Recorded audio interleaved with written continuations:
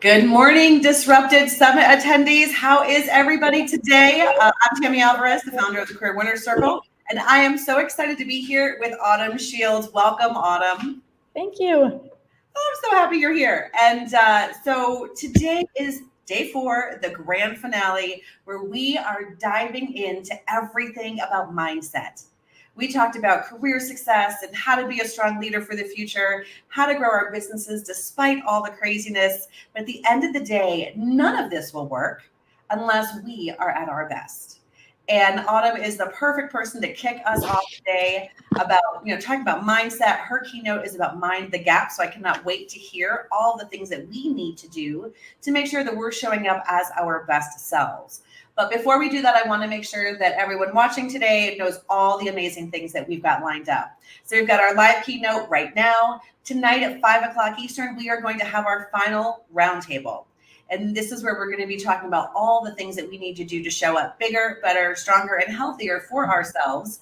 So I cannot wait to have that roundtable this afternoon. If you've not caught the other 3, they have been epic. So make sure you do that. Once we're done with this keynote, we've got on-demand content for you all day. Here's your lineup. We have Chris Hanna. His conversation is the best bet you can make is on yourself. Go all in. And as a semi-pro poker player who has played in the World Series of Poker, he knows a thing or two about making bets. The next one is Terry Gerjala. Hopefully I said her last name right. I always mess that up.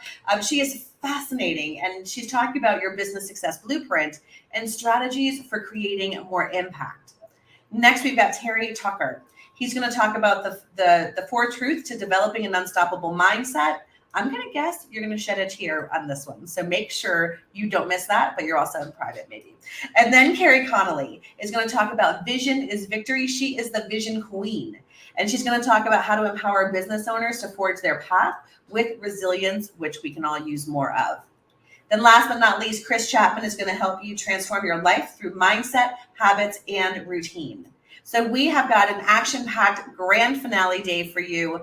Autumn, I am going to turn it over to you. Oh, no, actually, I need to do your bio first so everyone else knows how awesome you are. And then I'm going to go ahead and turn it over to you. So here's a little bit of information about Autumn. Autumn is the founder of New Angle Incorporated, and she's a coach, author, keynote speaker, and multi-passionate entrepreneur. That's an understatement. She's got her fingers in so many different pots. I love it. Autumn is focused on creating life-changing experiences, helping her clients identify their unique strengths and develop effective strategies for achieving their goals. She's driven to help her clients cultivate a deep sense of purpose and meaning in their lives. Autumn has an unwavering commitment to her clients' success by providing guidance and tools to make sure they design a life that they love living. She has inspired and empowered individuals and teams from around the globe with her insightful perspectives and inspiring leadership. Autumn's diverse background as a victims advocate, leader, and trainer, and her subsequent career in sales leadership, where she rose quickly to the top 2% of the company in sales and team development, has equipped her to help others use their strengths to catapult into a life they love. When she's not helping her clients achieve greatness, Autumn is living her best life with her husband, traveling and writing her next book, which I'm excited to see and read. Autumn is an island girl. She loves anything to do with outdoors, especially the ocean, and splits her time between Cape Cod, Massachusetts, and San Pedro, Belize, which is where we had the opportunity to meet. So Autumn, I know you're a fantastic storyteller. I cannot wait to sit back and listen to all the wonderful things that you have. So let me get your presentation material up here, and I am Thank you, Tammy. And after hearing all the speakers and listening to all the speakers this week, I feel like I get excited to run through this just so I can click on demand and watch more of the speakers today. So, and looking forward to that roundtable. The pearls that have been coming out of the roundtable is just amazing.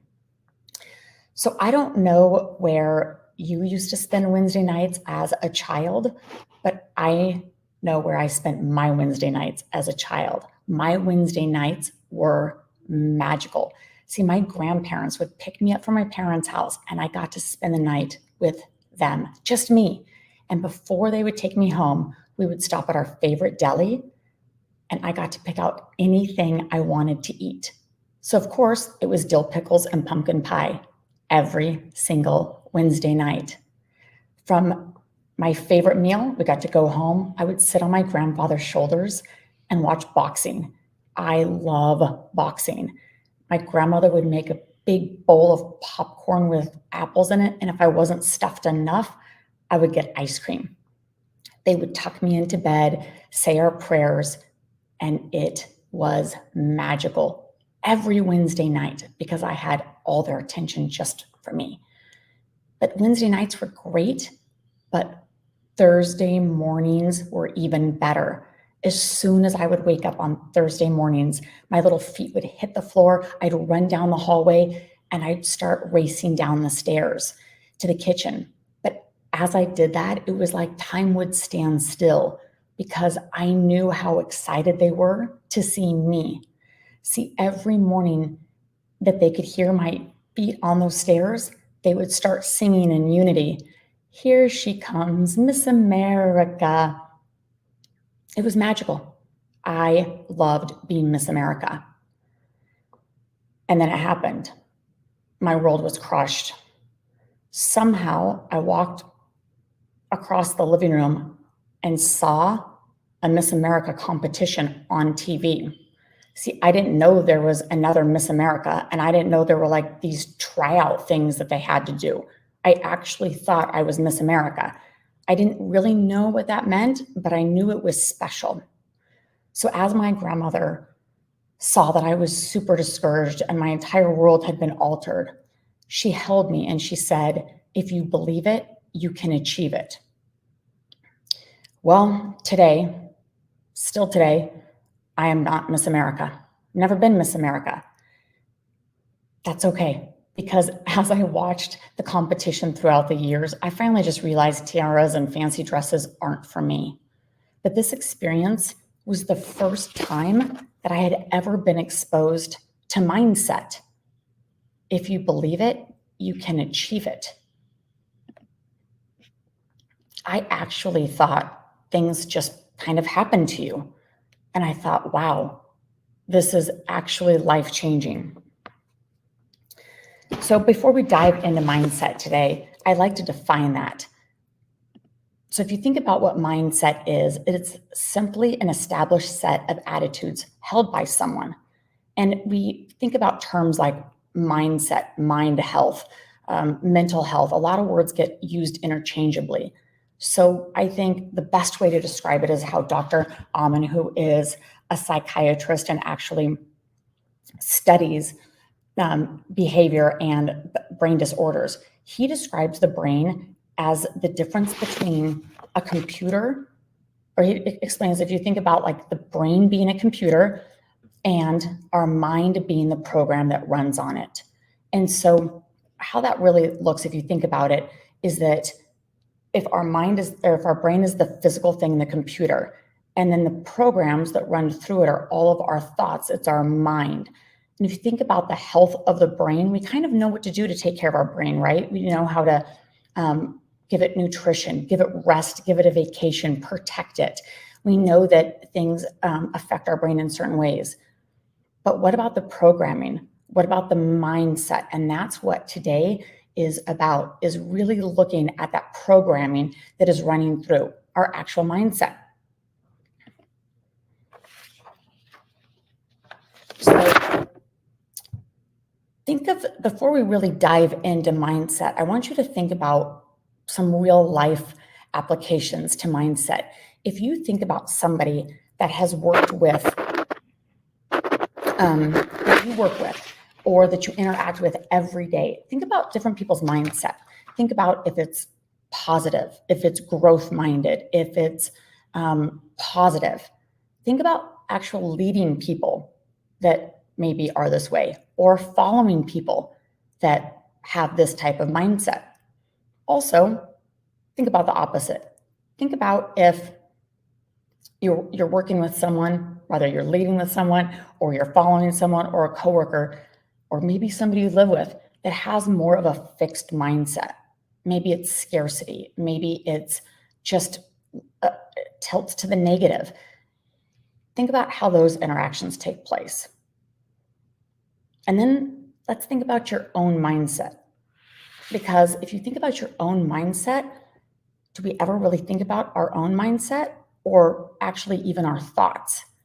When was the last time we thought about what we thought about, what we think about? And have you ever tried to control those thoughts? I actually had a client recently in a workshop, and she calls it the itty bitty committee. And this itty bitty committee, she said, takes in all these thoughts and stimulus, and then they have arguments. The committee is in constant arguments, right, about what is going on and how to make decisions. And she said it's very noisy and she has a really hard time making decisions because this committee is always arguing. And it's funny to think about how our minds take and perceive thoughts. So how do we develop or actually control our mindset? Well, when I started my business 20 years ago, people actually used to refer to me as ignorance on ice. And even though I didn't like that term, I did learn that it is better than knowledge, they call me ignorance on fire is better than knowledge on ice. And as I grew my business, about after 6 months as an independent consultant for a health and wellness company, we were growing as a team, and it was month in, and I pulled up my numbers and I thought, oh my gosh, this cannot be happening. I was so excited. I cannot believe the numbers that were showing, thinking that I could actually promote to the VP level. And so I immediately picked up the phone and called somebody that I looked up to in the same business. And I immediately was like, this is crazy. Can you believe this? Like, we are breaking, like, our numbers are out of control. Like, we're breaking things that have never happened in this company. We're moving faster. And I went on. And as my voice trailed off, my ears could hear what he said, but it would not register in my mind. He said things like, this is probably not going to happen. The likelihood of this happening is just not realistic. And I felt like I got gut punched. Even though he spoke like this man had the audacity to speak his experience, his truth, his knowledge into my life. I mean, even though I asked for it, but I thought, this cannot be happening. He explained why the likelihood of this actually happening was probably not going to happen, and that I needed to keep my expectations in check. And I thought, you know what? Expectations in check, like whatever great things have happened in life because we kept our expectations in check. So I had a choice to make. I had to decide if I was going to mind the gap. And if you've ever traveled to London or have the opportunity to travel to London, there is a simple sign that reminds passengers while boarding the train to mind the gap. It is between the platform and the train, just to be cautious. And it says, mind the gap. So I had a mentor who taught me to mind the gap. She would often explain, if you want to be successful at anything, you need to mind the gap between your ears. So what goes on in this gap will actually make or break you. She would call me out as I would give her excuses of why I couldn't accomplish something or why it wasn't possible. And you see, Rita Davenport was from the South. So she would say, sweetheart, you have to stop that stinking thinking and mind that gap. And she would always say, why is that stinking thinking going on?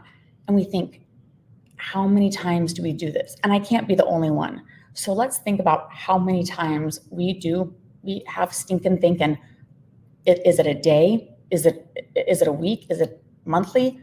How about every few minutes? Things that we think about constantly in our heads that are really stinking thinking. Like, I can't go for that promotion, or I don't have the right resume. I don't have the right contacts. I don't have the right resources. Like, what will other people think? To me, sometimes this is nonstop, and other times I can quiet the noise. So how do we do this? Well, first of all, if you think about all the stuff that goes on in your head, again, it might be weekly, it might be by the minute, but did you know our brains are actually wired to think more about the negative? We're actually remember negative experiences over positive, and we actually learn more from negative experiences than positive. And our brain was developed like this to protect us, from those lions that chase us around trying to eat us. And even though there might not be lions running around chasing us anymore, there's negative thoughts that chase me every day.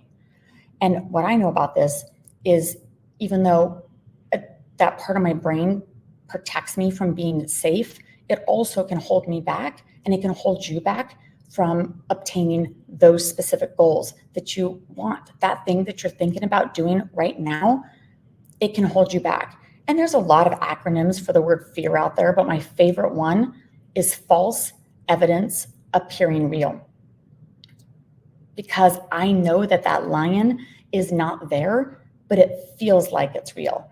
I know whatever excuse or whatever I think maybe my reality is, rather I'm nervous and I don't have the resources and I don't have the job experience or whatever it is.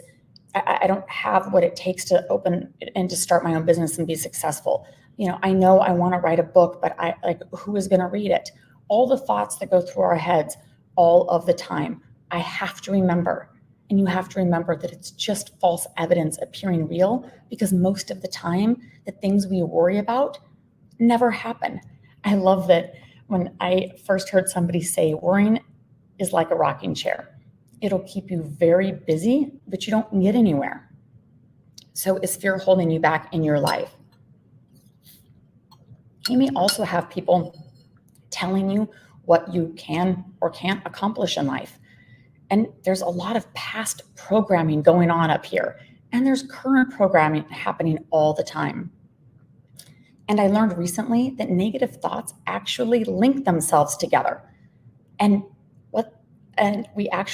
those negative thoughts, we actually look out to external things happening to reinforce that thought. So I'll give you an example. Let's say I want to go for a job promotion, and I really don't believe I have the work experience that's necessary. So I don't apply. I actually just stay safe. And then I see Bob over here, and he has a lot better work experience than I do, and he goes for the job promotion and he doesn't get it. And so I find something in my external world to validate my thinking. And that thinking is, see, I am so glad I didn't go for that promotion either. I wouldn't have got it. So we have to think, what are we thinking about all of the time? Because again, it can make or break you. So this is where I am going to share a mind hack with you that I have been using for a long time that has helped me with this. So Henry Ford said, whether you think you can or you think you can't, you're right. And I almost agree with him. I mean, who am I to really disagree with Henry Ford? But stay with me for a minute. No matter how hard I try to believe that I can do something, it just sometimes doesn't happen. I can do all of the things to really try to get my brain in a place where I believe it. Sometimes I just can't do it, and it holds me back. So here's the hack. Is it possible? That's it. That's the hack. Is it possible? So many times, if I think I can't do this for whatever reason, and then even if I do all the positive things and all the things I'm going to teach you to help mind that gap, I have to think, is it possible? So let's imagine walking up to a door right now, and I just think it's not possible for me to go through it. Because if I look at what's on the other side, it just seems too big, and I don't have what it takes to get to that other thing.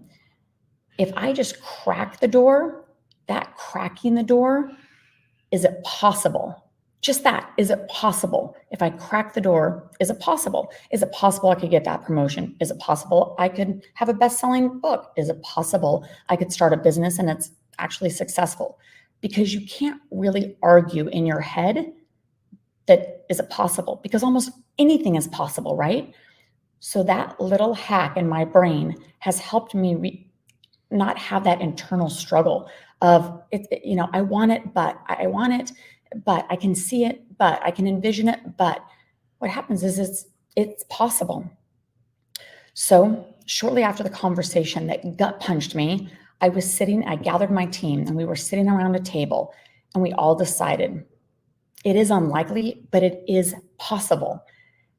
And so we thought, you know what, where there's a will, there's a way. And in our businesses, we talk about if there's a why, if your why is strong enough, there's a way.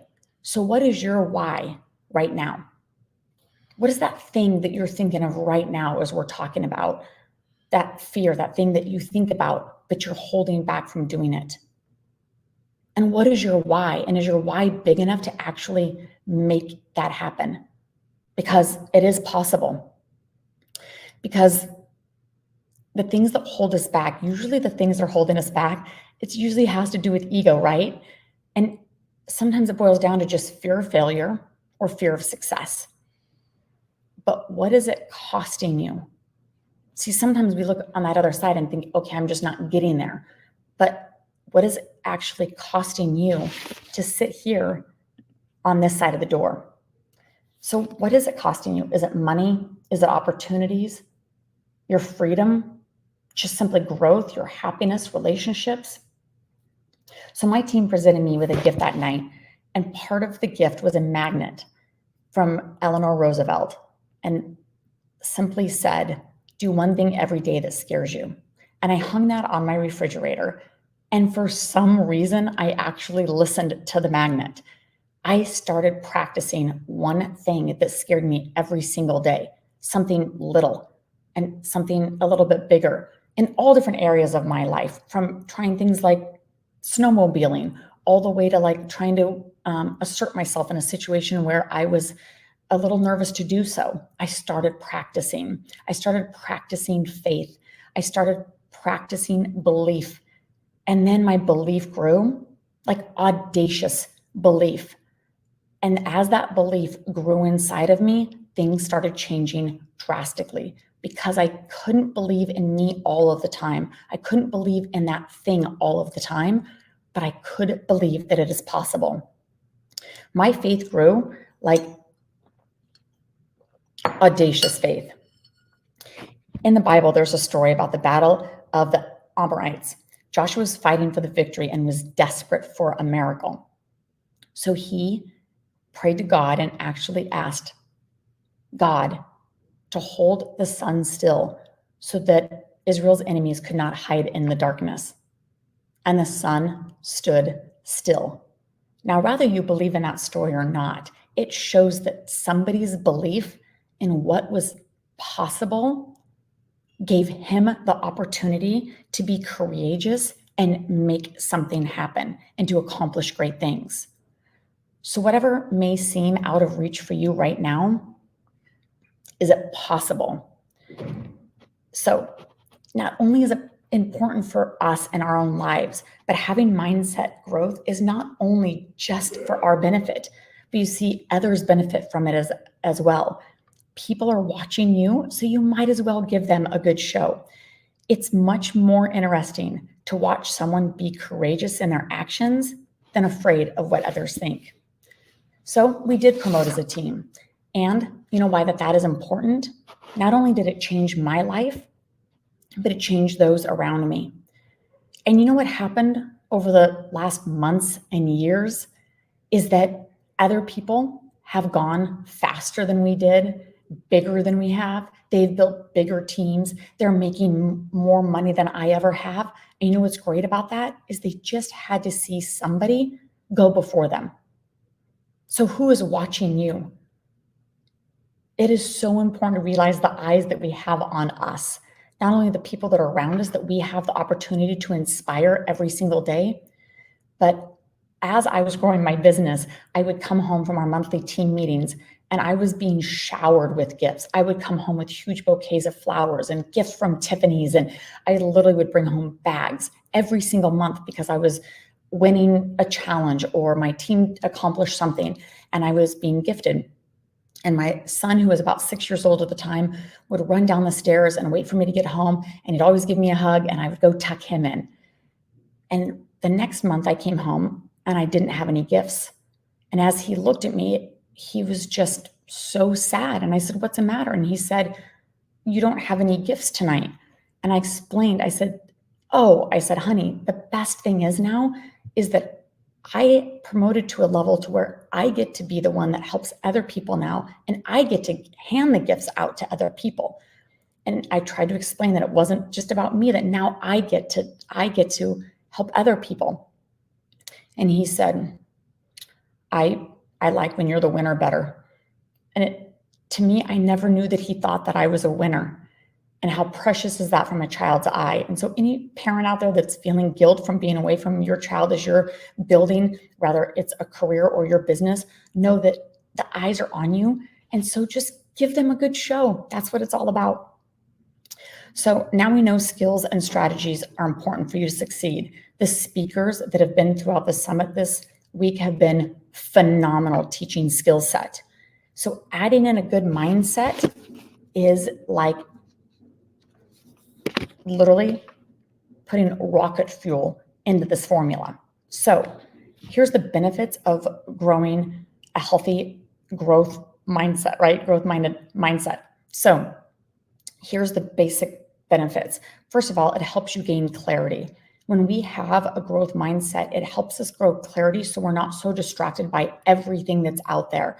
We're like more in tune to our truth.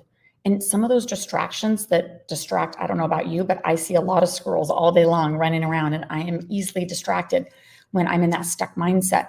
But no distraction is worth what it is distracting you from. The next one is to help you look forward and not get stuck. When we have a growth mindset, it helps us to think forward, anticipate what is next, prepare for what is next, and not just get stuck in who we are today. Helps you endure the ups and downs. This is so we're not on this up and down roller coaster, because over a 20 or 30-year career or your business, there are going to be a lot of ups and downs. And having a growth mindset helps you build that resilience to help you keep going. So the lows don't feel maybe as low, and the highs, you can still feel them, but we don't camp out there, because we know that things are going to go up and down in our life. It's called life.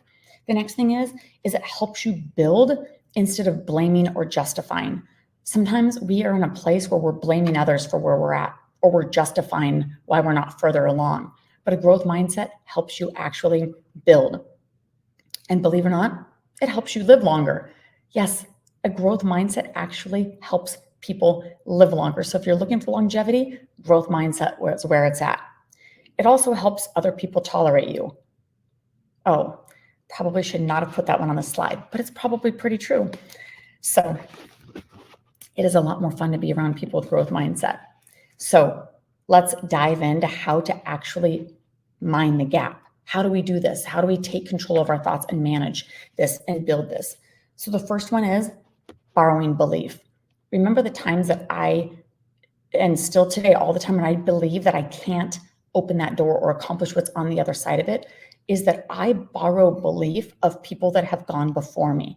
I'll say, you know what? She did this, and this is how she got there.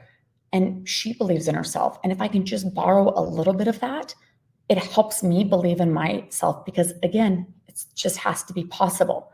Then I might look over here and say, you know what? He did it this way. And you know what? I can borrow a little bit of that belief, and I can borrow people's belief that people that believe in me.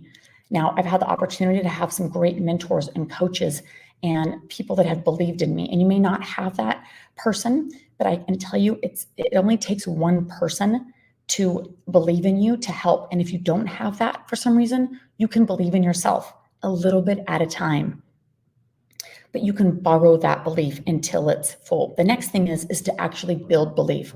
I believe there's 4 areas to build belief in. The first one is industry. Whatever industry you're in, you want to have strong belief in it. And if you don't know a lot about the industry you're in, that's where you learn. The second thing is your company. You want to believe in the company that you're partnered with, that you're working for. And third is the product or the service that you're representing. Do you really believe in what you're representing or serving? And then the fourth one is self, believing in self. And if you think about putting a 0 to 10 to all of these, if you think about your industry, company, product or service or self, where are you at in these?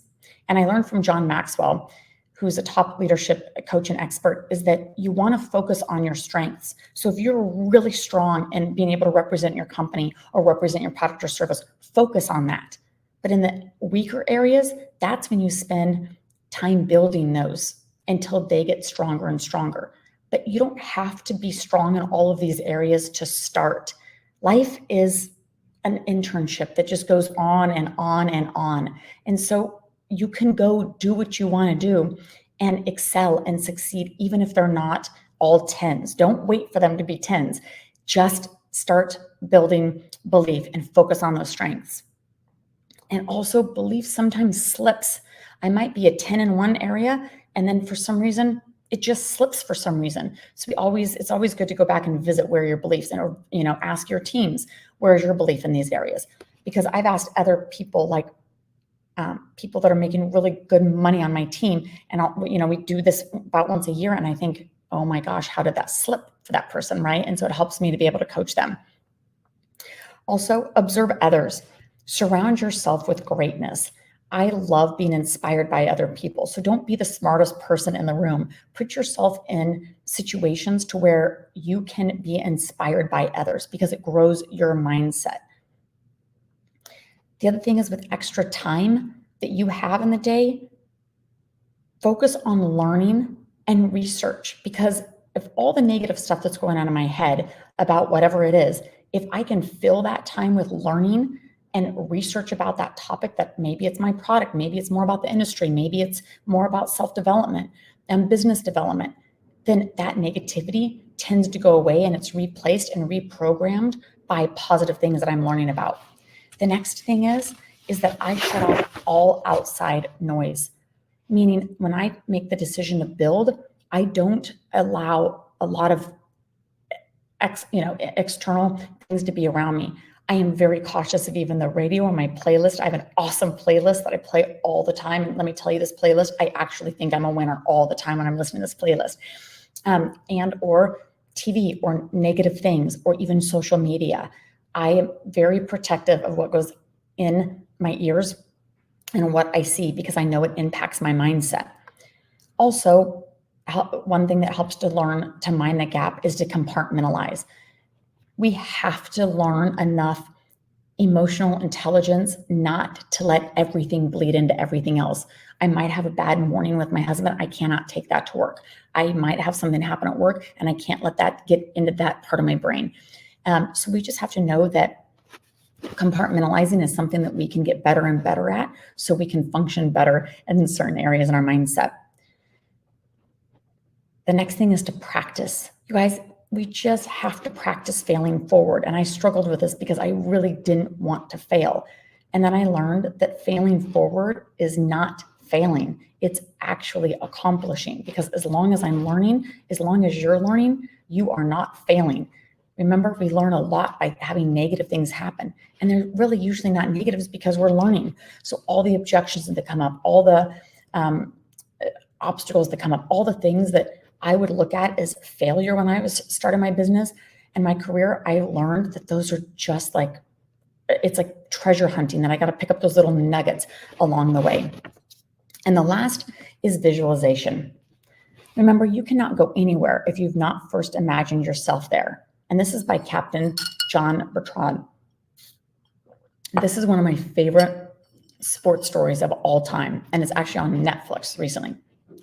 About 40 years ago, Australia broke the world's winning streak of any sport. The United States had won the American Cup for 132 years. And this race became known as the race of the century.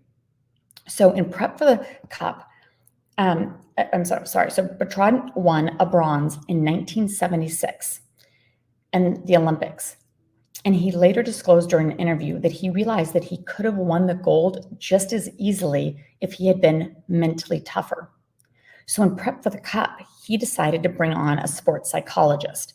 Now, you have to remember, back in the 80s, this was not a normal thing like it is today. So the focus was always on improving skill and strength. And like what we tend to do in the workplace, right? We focus on skill set and strengthening our skills. So as he researched what he wanted to bring on, they found 2 areas that they had to learn to be mentally tougher in. And one of these areas was stress control. he knew that they were going to be subjected to stress like never before. However, it's not the stress that you might think. See, their stress had always been from being behind the United States. He knew that the stress he wanted to create was imagining and being ahead of the United States. So this is what they found. They did 3 things to help them win this race. The first thing is visualization. Every night before bed, he would spend 15 minutes a night visualizing.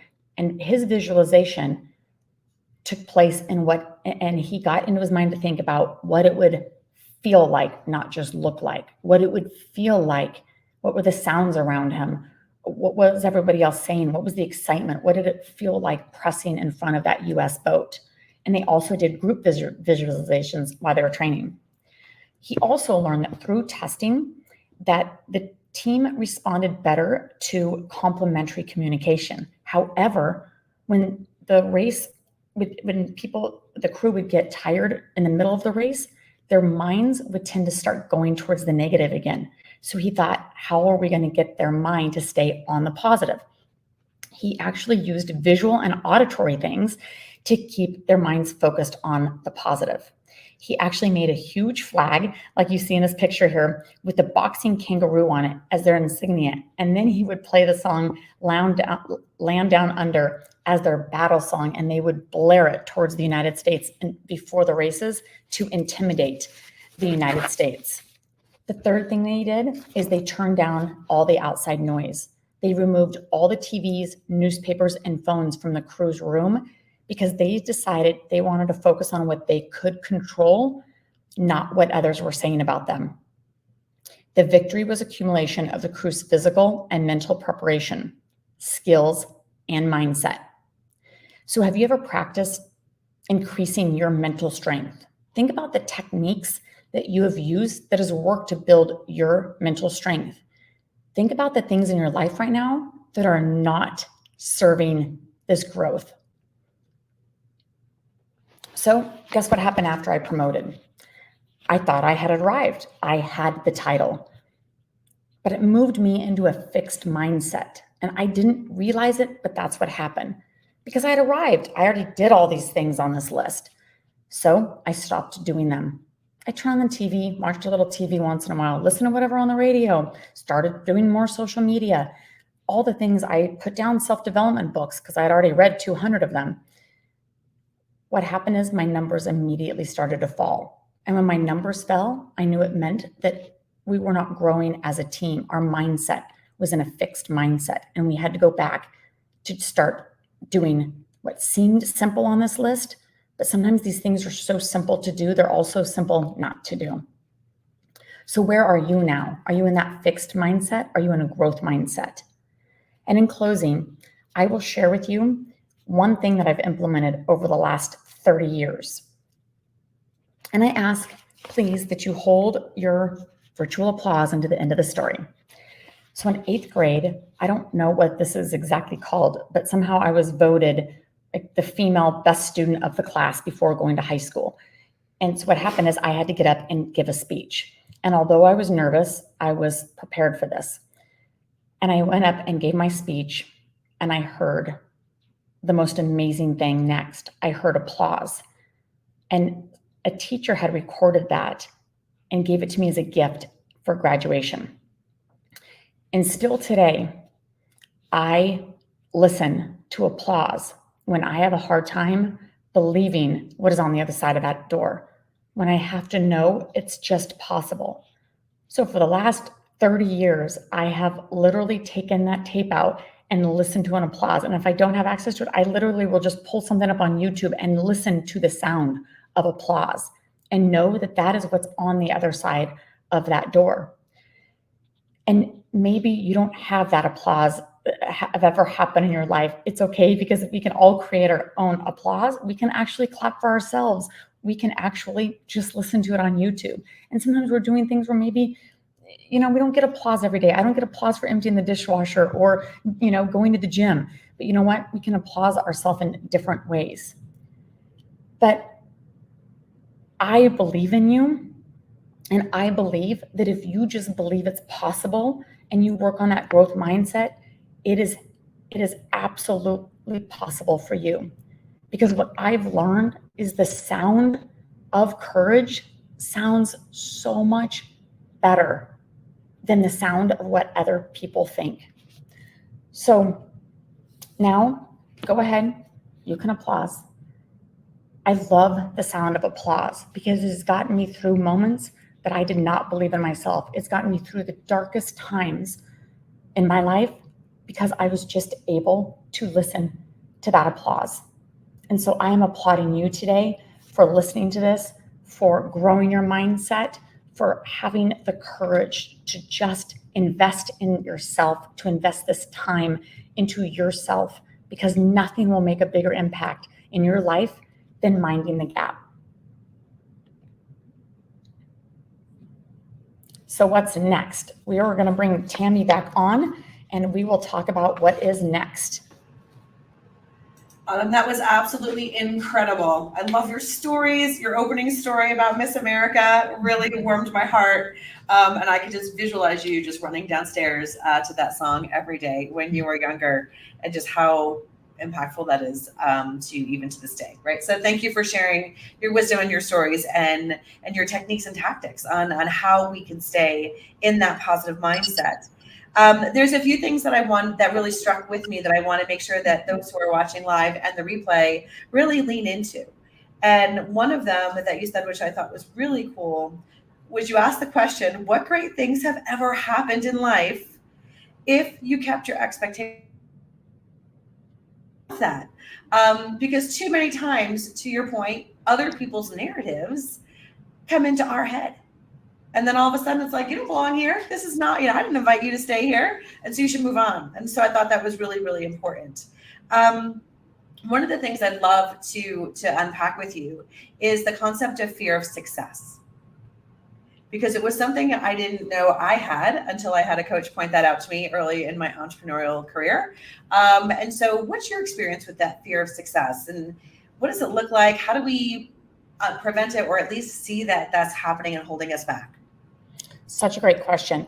In the beginning of my business, I had a fear of failure. And that fear of failure is that rocket fuel. I was so afraid to fail. Right? Yeah. If I was going to do this, I was going to prove that I cannot fail. So that was my driving force, is fear of failure.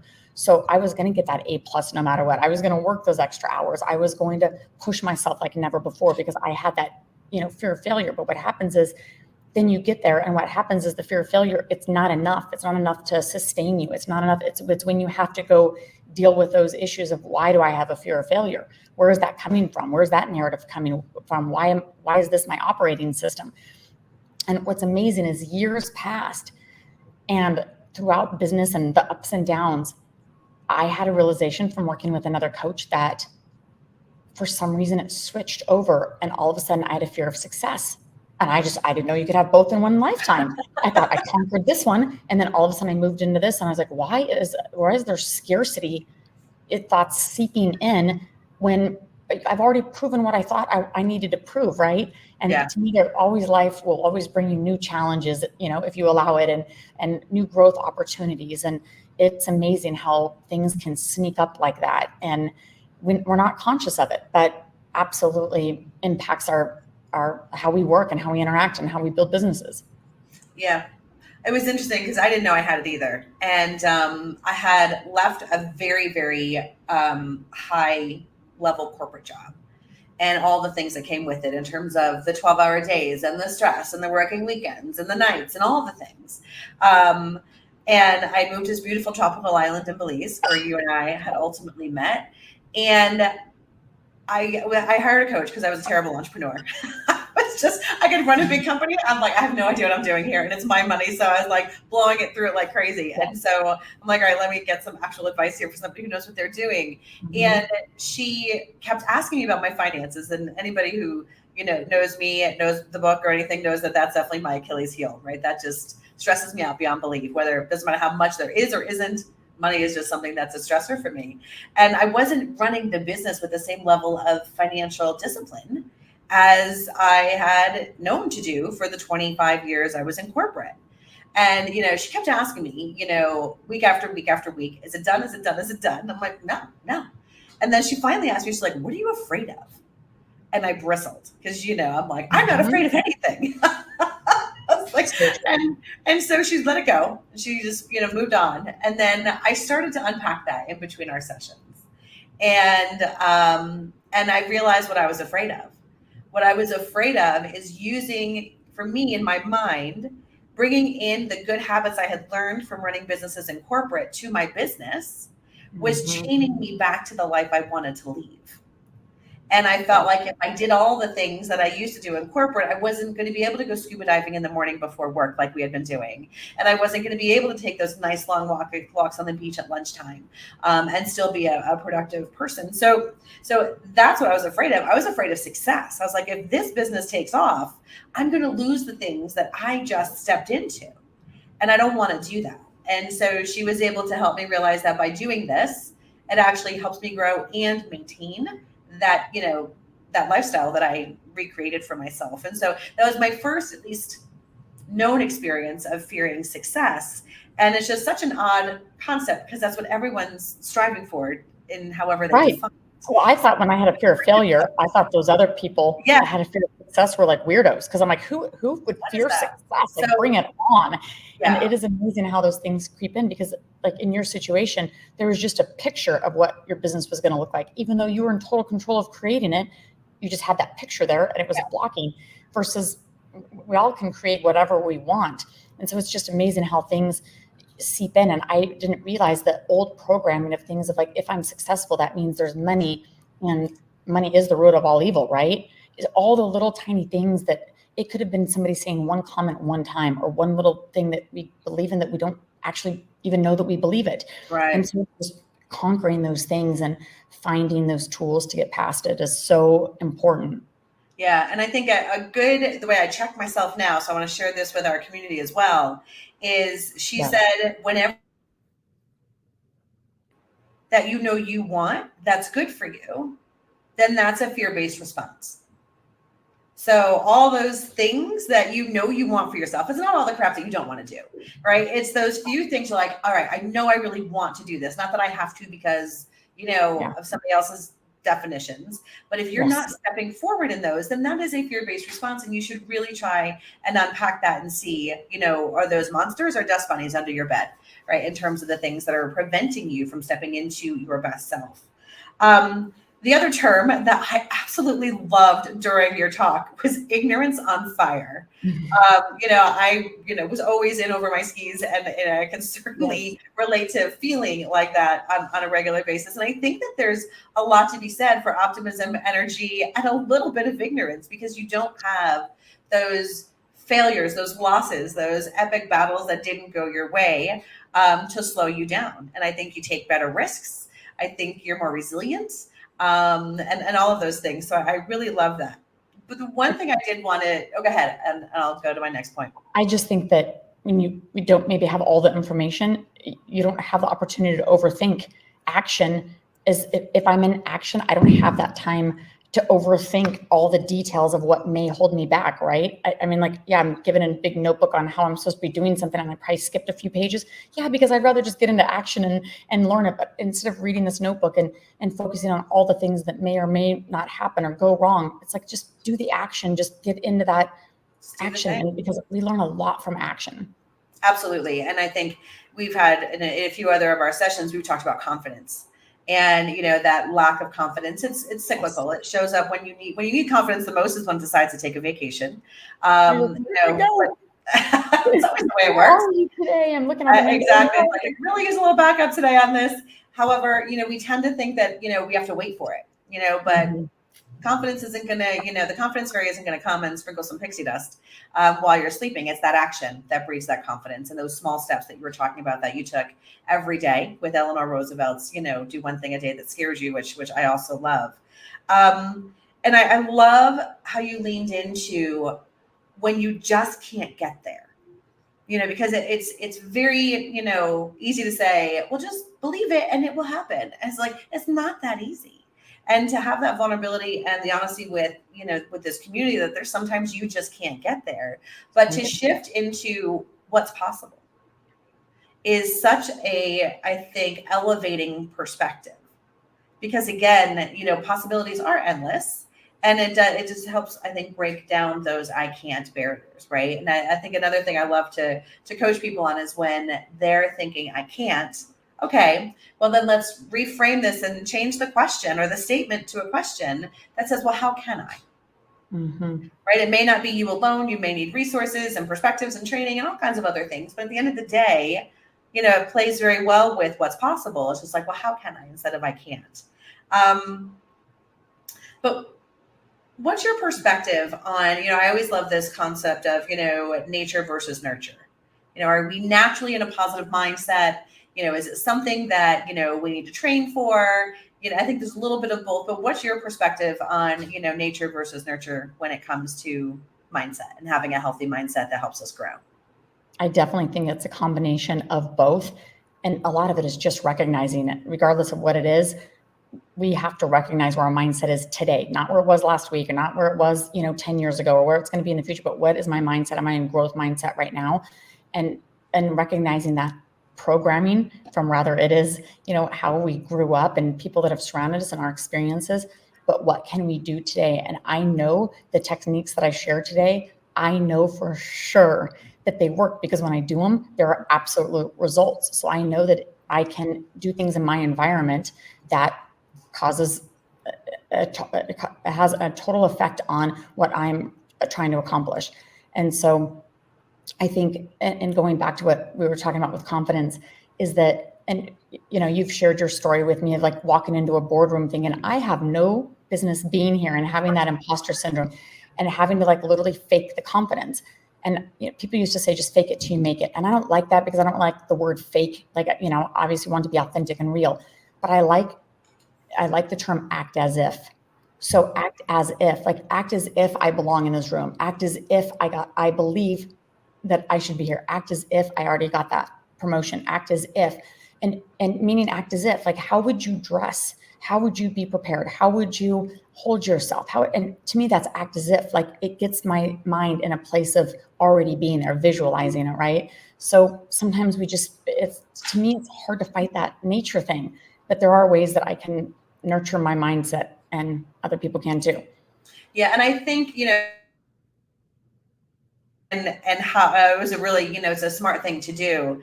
And I remember there was one point in time in my life where I remember I was in the car and I was driving, and the sun was shining, great music on the radio, and I was really happy. And I thought about my life and I'm like, I had no reason to be happy. I was in the middle of a divorce. My boss was a psycho. It's just like there was family drama everywhere. And I'm like, why am I so happy? Because everything around me just seemed to be like in complete chaos. And, and it's just interesting how we have those moments where it's like, well, I'm not going to rock the boat. This is a good thing. But then there's other times where everything seems to be going absolutely as it should be. And then your mindset is in the dumps. And it's just like, okay, well, this is, incongruent. It doesn't make sense. And I just love the tactics that you shared in this conversation on how to get things back on track. Because it is a bit of what works for us. We're all different, but sometimes people can put on literally their favorite song that they can't hold still to, and all of a sudden it just snaps them out. It can just be a walk in nature. It can be, literally plugging in or talking to somebody that actually does believe in you and that can pour into you, whatever it is. But we have to, I think, as we grow our mindset, we have to recognize the things that do help it and do more of it. Why not? Most of them are free things to do anyway. I mean, I can access tons of self-development. I can look at YouTube. All these things a lot of them are inexpensive. And I've always had coaches to help me recognize, where I might not be seeing that block, and to help me get past it. And then I fill the gaps with things that I know that help my mindset. And then I notice when I'm sitting here scrolling social media too long, it doesn't make me feel great. So why am I doing it? Right. Exactly. And I've done the same thing in replacing doom scrolling with learning instead, right? It's such a more productive way to do it, because I do get sucked into that vortex of, what's going on out in the world. Yeah. And I love the idea of being able to block the things out, especially now. There's so much negativity, so much fear mongering, so much uncertainty, in our world right now. between, the economy and the layoffs and the election and the geopolitical instability and all these things. But at the end of the day, I know, you may disagree. I love being in my bubble. I love staying in my bubble, focusing on the things not that just loving it. Sometimes we have to be in our bubble. It's the only way to make it work.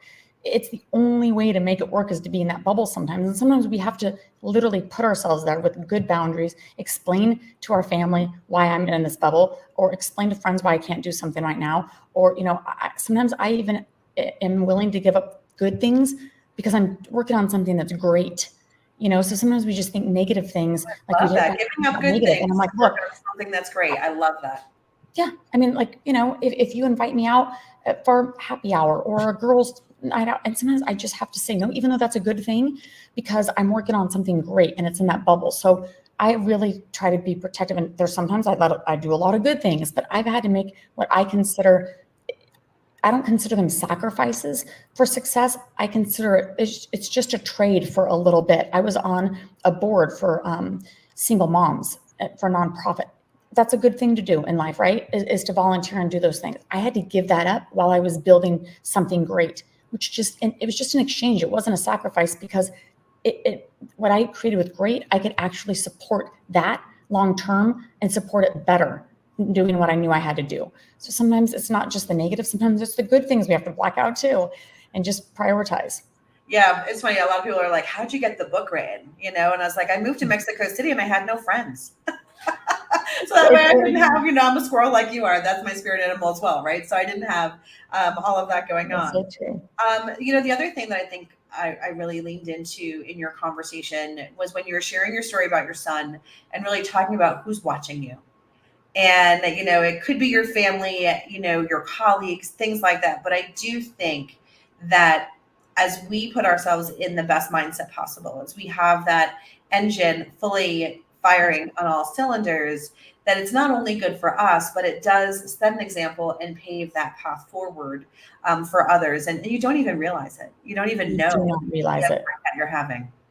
You do not realize it. And it's usually the people that you have no idea of. You think, okay, I'm influencing these people. I'll give an example. I had one of my team members, I got an email from her husband and he said, Autumn, I just want to let you know, he worked for a corporation that didn't do a lot of personal development and how that played into professional development. And we used to have Sunday night calls. And he said, I just want to let you know, I've been eavesdropping on your Sunday night calls. And I've been implementing some of the things that, you're teaching to my team. And I was like, this is the funniest thing. But, it's usually one person away, or, you just never understand that ripple effect. I think I'm sitting here with a whole bunch of female team members, and here I know that there's like a husband listening and like putting into a sales, business over here. But it's sometimes just one or two or three people that are removed. And it might just be something that most of the time, I'm just the best copycat, right? So I'm just regurgitating that something that was poured into my life or something that I learned from somebody else. And so I just think that why not be the inspiration? Why not be the person that can encourage other people in your day? Because there is a lot of negative stuff. So why not be the light? And be that positivity, right? Mm-hmm. Absolutely. And then I think one of the things that made me laugh, and I'm glad I was backstage because it probably would have been disruptive, mm-hmm. is when you were talking about your client that had like that mini conference. She was the itty bitty committee in her head. Committee. I was like, I think we all have that going on, right? And it's funny because I actually have a name for my inner voice. And it's the girl I hated in high school. So I'm not going to share that name right now. She was just so mean. And, so I use that. I'm like, shut up, whatever the name is, because we all are our worst enemies when, yes.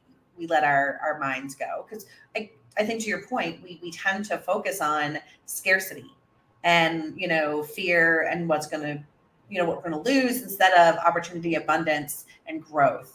And it's an effort, it takes an effort to get there. And you've given the group here today amazing tools and great stories to really help make that shift. So thanks again very much for your insights. Any parting words before we wrap up today?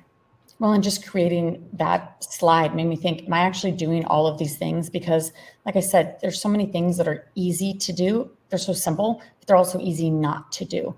And it just takes discipline and intention of just saying, you know what, I'm going to do this today.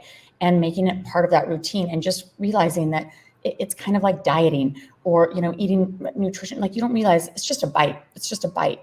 Yeah, but just a bite of a little bit of a few of these things that are on the list, I guarantee you will see the difference in your life and how that plays out in your career and in your business. Because I know that sometimes we lose belief in ourselves, and not all of us have had other people that believe in us or pour into us, but we can start by believing in ourselves by doing these little things. And Yeah. you're worth it. You're worth it. Like, the people that are listening right now, you are worth it.